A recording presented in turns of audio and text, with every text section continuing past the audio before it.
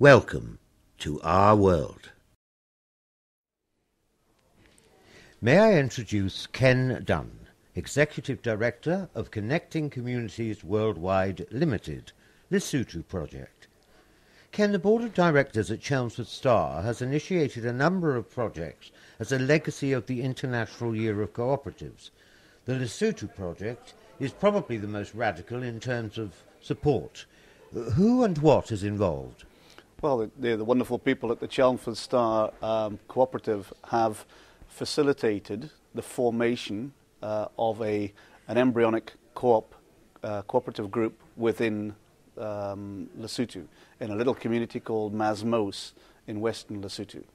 And this young cooperative has now grown to over 70 members, and it's going to embark upon producing fruit, vegetables, fish and honey. Can you tell me a little bit about Lesotho? Certainly, yes. Lesotho is a landlocked country about the size of Wales. It has a population of just under 2 million people.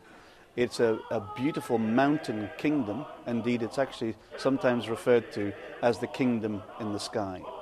Its people are really quite poor, materially poor, but spiritually very rich. And it's utterly joyous to work with community members in Lesotho. And what will the project mean to the people of Lesotho? Well, the people of Lesotho are not food secure, so they rely upon the World Food Programme in any given year. And so this project is very, very important because it will enable the community members to be self-sufficient. You know, the community members don't really want aid. They're fiercely proud individuals. They want to grow food and be self-sufficient, and this will enable them to do so. And it's interesting to note that this work has already had a massive impact. There you can see the community coming together. They're truly empowered, and there's a tangible sense of excitement and growth. And finally, this project ticks many of the boxes for Chelmsford Star, led by their values and principles?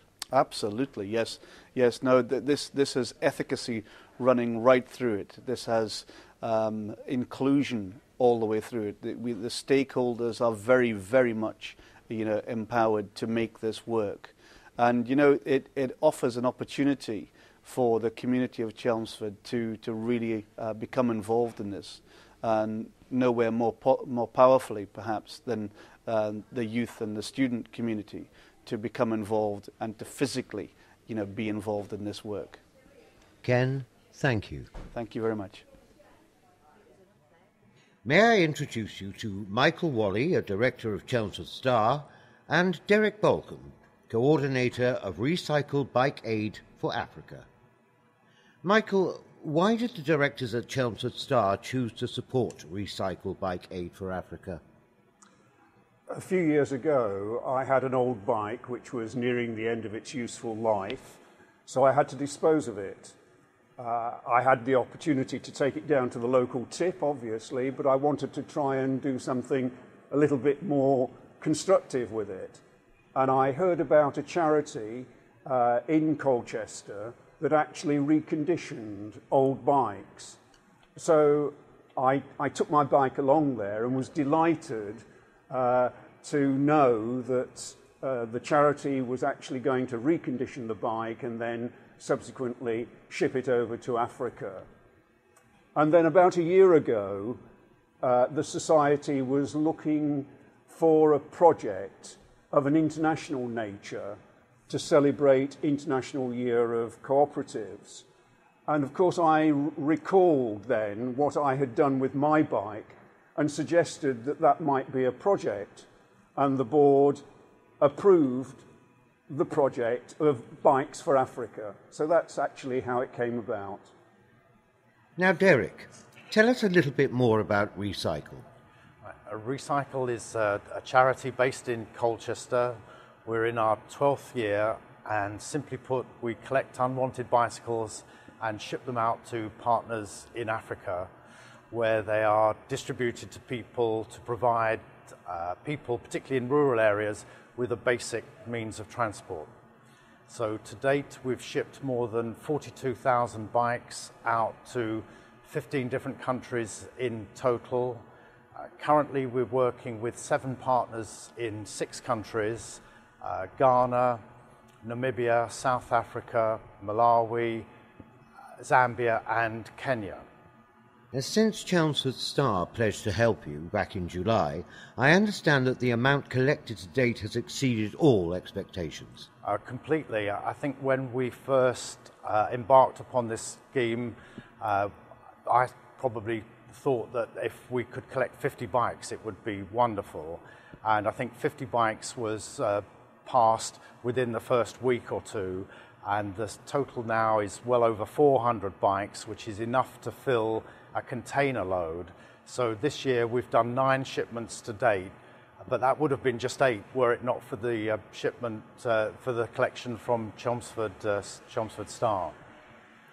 And finally, Derek, where was the first consignment of society bikes destined for, and what difference will they make?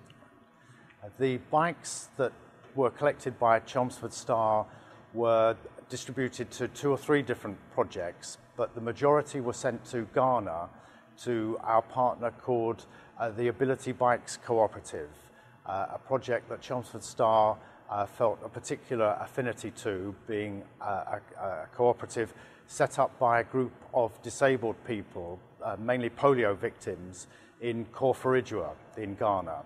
Derek, Michael, thank you. Thank you. We meet Reverend Roger Stark, organiser of registered charity Harvest for the Hungry. Roger, why did you set up Harvest for the Hungry, which I believe is now in its 14th year? That's right. And we wanted to do something practical. So many people collect money, but we wanted to do as a charity, collect something in the way of product and food aid to help some of the poorest people in Eastern Europe. So we started and we simply asked people to collect food aid, and then we collected it all in and then shipped it all out to those poorest people, to orphanages, old people's homes, places like that. What do you send and when do you send it? We send it every year and about at the end of October, and we send basic food items, which is flour, rice, sugar and lentils. So they're simple things that people can buy in the supermarket, and they're easy to obtain and easy to send out. This charity gets huge support from Essex? It's grown.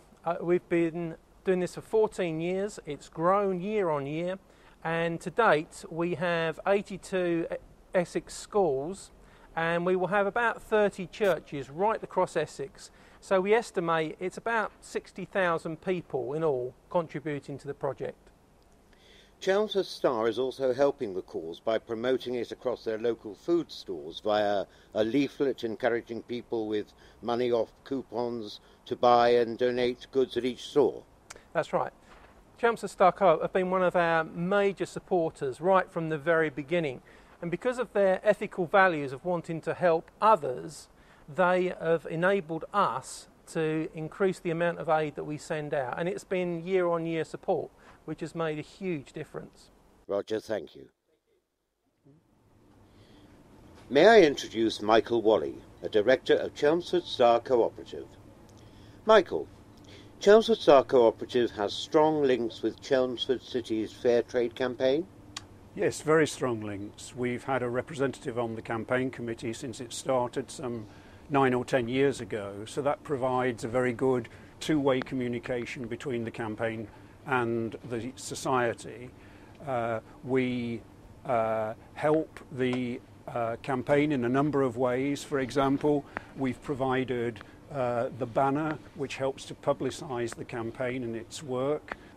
We help in the production of leaflets, for example, publicity leaflets. I have one here, which is a Fair Trade Town Trail, the very first Fair Trade Town Trail in Essex, which was held in 2009, and the Society helped with the artwork and the design of the leaflet, an expense which otherwise the campaign would not have been able to afford. How do fair trade products perform within Chelmsford Star? Well, very well. For example, over the past 3 years, on a like-for-like basis, that's excluding new stores, we've seen substantial increases both in turnover and sales. Something like 75% increase in turnover in fair trade products and 85% in items sold. You also promote fair trade via an annual event in your department store. What do you get from doing this? Yes, we usually hold the event during Fair Trade Fortnight, and we invite the Mayor of Chelmsford to come along, and it's a well publicised event in the local press, so obviously the Society benefits from that exposure, but obviously so does Fair Trade. For our members, the highlight I think is the fact that we usually, in fact we've managed this for the last 4 or 5 years, we have a fair trade producer come over and present to us about his or her cooperative. So we've had someone from South America, from Uganda, from South Africa, from Kenya, talking about tea, coffee, wine and Brazil nuts. Michael, thank you.